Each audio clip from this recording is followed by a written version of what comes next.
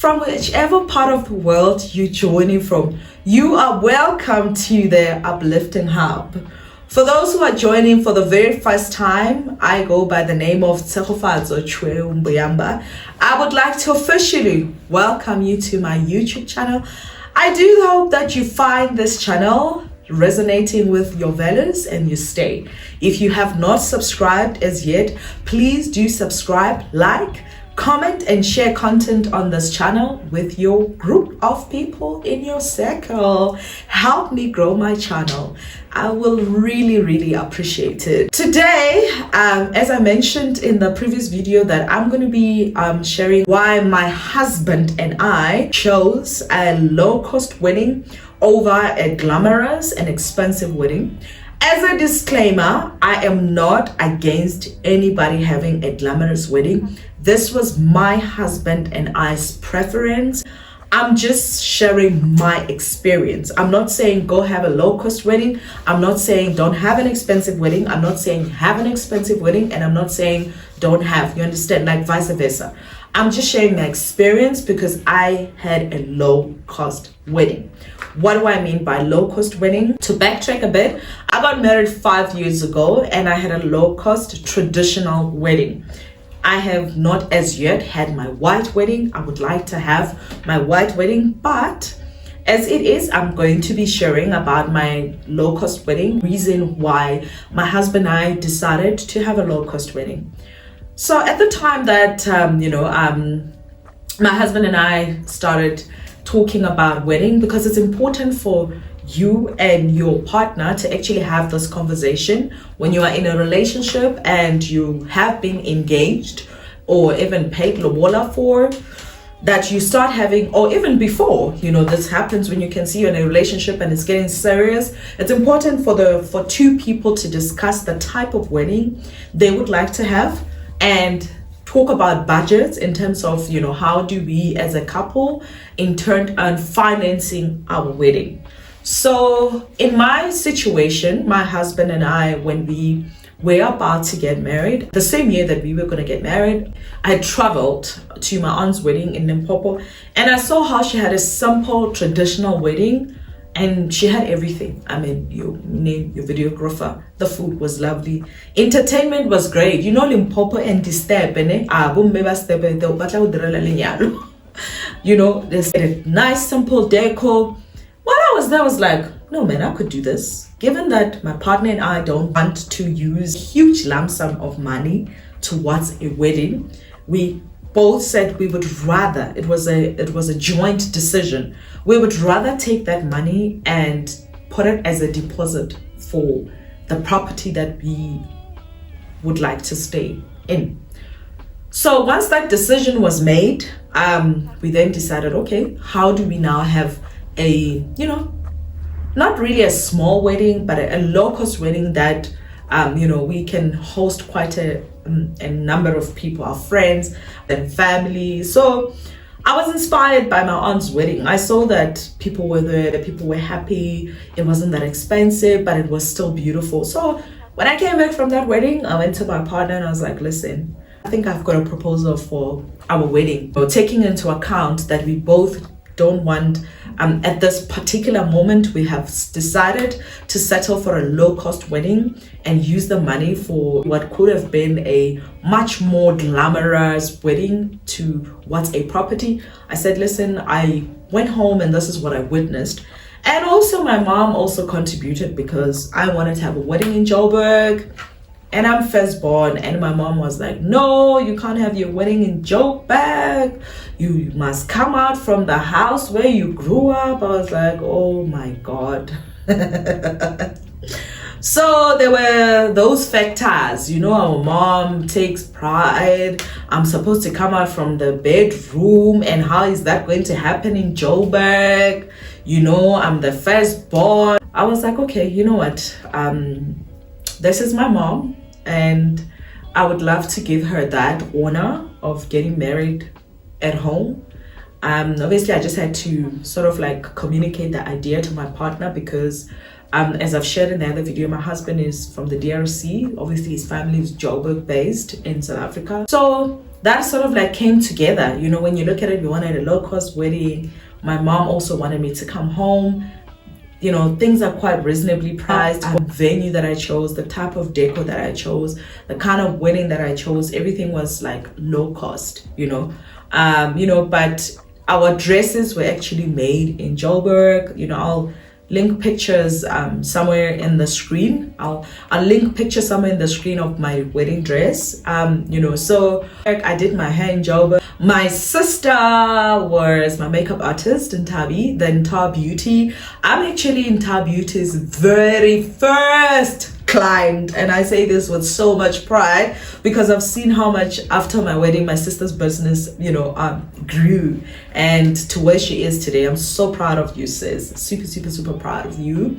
And she recently got married. It was the wedding of the year. I'm biased, she's my sister, so yeah, she had the most amazing and beautiful wedding. Anyway, my sister, who is a self-taught makeup artist, but at the time was she was just doing her own makeup, and I mean, I was looking at her on Facebook. I'm like, listen, when you can do my makeup for the wedding? And at first she was not sure. I'm like, no, I will get my own products. When you just have to come and do me and my bridesmaid. And actually she did a fantastic job. I mean, I still recall how everybody said I looked angelic in my pretty dress. So still didn't really compromise on the dress. The dress looked great, but I just, the venue was just Kohai, it was a venue Kohai, obviously it wouldn't be like a hotel where the price would be slightly different.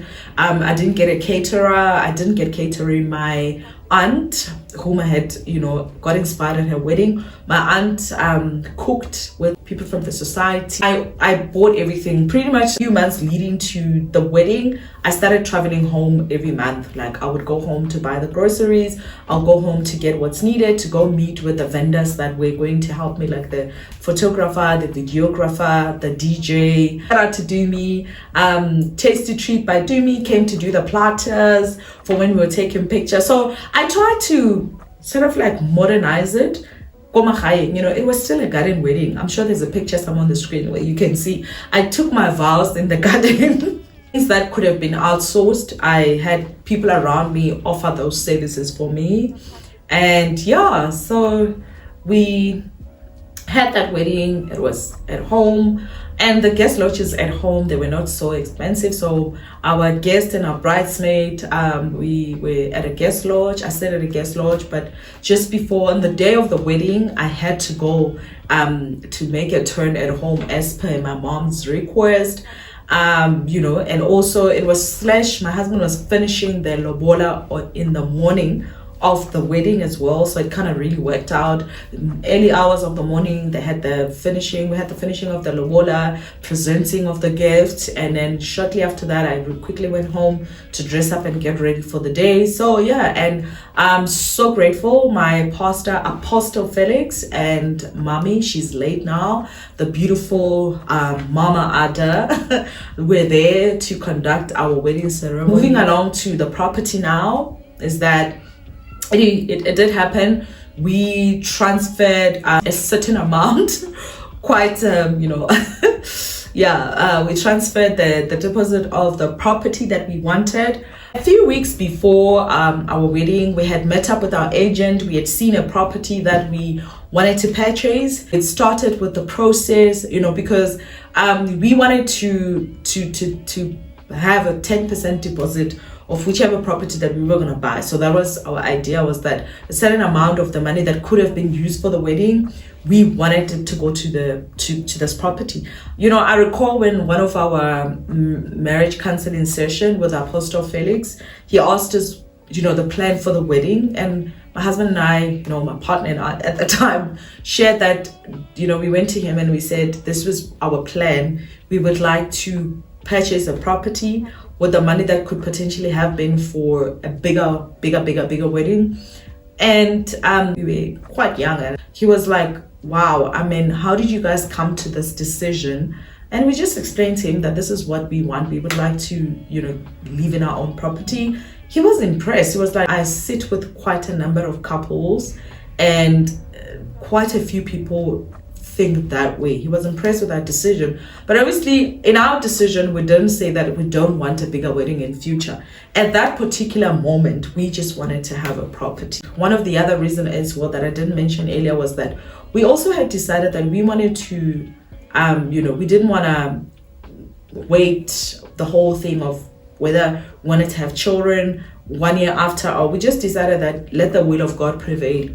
If a child comes in the marriage from the beginning, which happened, so be it. We were receptive of it. So we had, my husband and I, maybe I should share. Actually, I'm gonna ask him to give me that booklet. So my husband and I had like a session where he came with a book. It had like 50 questions to ask your partner. So these 50 questions talk about, like stuff like finances, are you in debt, your family background. I think he downloaded that on the internet. Your family background, your type of wedding you want to have.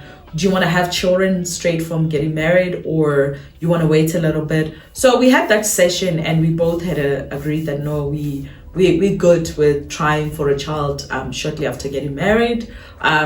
If a child comes, thanks God, whichever the will of God prevails. So that was also one of the reasons to say, okay, fine, given that we might find ourselves with a newborn baby quite after we get married, maybe a year, obviously. So we decided buying would also be a great idea to start investing in property then. How we ended up with the wedding. Otherwise, if it wasn't that we both wanted the same thing at that time, and we both didn't want a high budget wedding, we would have had that at the time. We had the means to have it.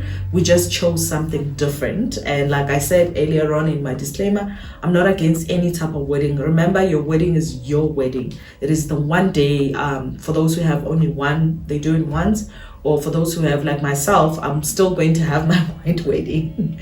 So yeah, that was just a decision that we made. And to fast forward, at the time, that property that we wanted to buy, after we transferred the deposit, obviously we had our wedding, and then we were renting while we wait for the property to be, the purchase to be finalized and the sale.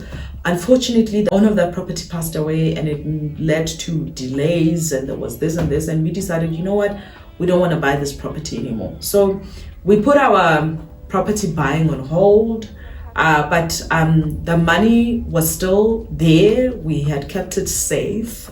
We got quite comfortable where we're staying. Months went by, and we got married October 2016. April 2017, I was like, you know what, babe, I think it's time we start revisiting the buy, because we had seen quite properties in different places. So I eventually saw this property on the internet. I liked it on the internet, and a few days went by. I didn't try to visit the house or anything, but one day while I was sleeping, I had a dream. I call them revelation dream or vision dreams, that we were living in this property. Then I knew then that God was speaking about that property. And then, when you dream now, you can't ignore it. So I started a search now. One day, I was at work. I decided, you know what, that house doesn't look far from my workplace. Why don't I just go see? I remember I decided after work that I'll pass by the property to ask. When I was coming to this property, those boards to show that the house is on sale, they were not there outside. They were not there. There was nothing. And I was like, oh my God, we took our time and this house might be sold. Oh my God. Now I was getting worried, but I was like, you know what, let me just give it a try. So I just stood outside and I hooted. Eventually, this lady came out and she was like, hi, how can I help you? She was talking on the other side of the gate. And I'm like, no, man, my name is Tehor. I just wanted to find out if your house is still on the market. I saw that on the net that it still is. She was like, yeah, it is still on the market. And it's just that these people, people that pick up the beans, these ones that come and pick up things to be, for recycling, they stole those boards. I was like, oh, thank goodness. Then she eventually opened for me. When I stepped into the property, I had peace. Like I had this, we've seen so many properties, but this one, the minute I stepped in, I had so much peace in my heart. I had so much peace. I loved it. She took me around, I was like, wow, I definitely see my family staying here. Like, Gugiti la. This is home. This surely feels like home. And at the time, my husband was working in a different city. After our conversation with the lady, she then even told me, she's like, this house has been in the market for about 1 year, 6 months, and nobody has been able to get the bond for it. I was like, what? But deep down, I was like, that's because it's waiting on me. It is our property. So yeah, I went home and I told my husband, I was like, listen, obviously I told him about the dream, and I told him that, look, I saw this house. I think this is where God wants us to live. This is the home that God has for us. And yeah, we started the process. Eventually, by God's grace, months went by, and eventually we did get approved for the house. And this is how we are here. It was because my husband and I made a conscious decision that we will have a low-cost budget wedding, with the intention to acquire a property of our own, our first property.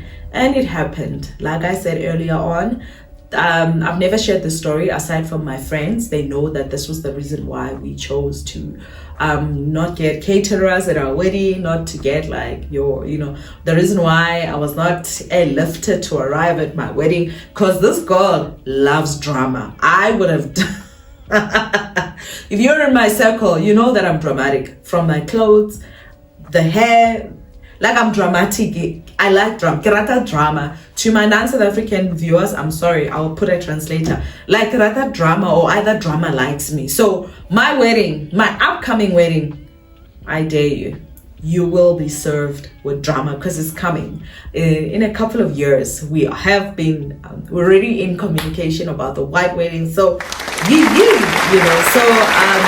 like I said, I'm not against glamorous wedding. This is just an experience that happened to some people that have traditional weddings, say they don't believe in white wedding. No, I do. At the time that I was getting married, white wedding was not my goal. It was not our, let me say our, because it was two people. It wasn't like one person. It was two people that came together and decided on the type of wedding at the time that we wanted. But my husband and I have been talking about revisiting our desire to have a white wedding, and in due season, as the Lord wills, it shall come to pass. So yeah, this is the reason behind my low-cost wedding. If this is something that you also want to pursue, I hope that you were inspired by my story. And if you want to have a glamorous wedding, go for it. Do what makes you happy. Do what makes you happy. At the end of the day, it is your wedding. As long as you and your husband or partner are in agreement, in alignment, like the scripture says, how can two walk together unless they are in agreement? As long as you are in agreement with your partner, I say go for what makes the two of you happy. Thank you for watching this video. For sticking it through right to the end. If you have not subscribed yet, please do me a favor and hit that subscriber and also the notification bell so that you can get videos from me every time I post a video. So I hope this was inspirational. Let me know what you think of that'll be all from me for today. Goodbye and thank you.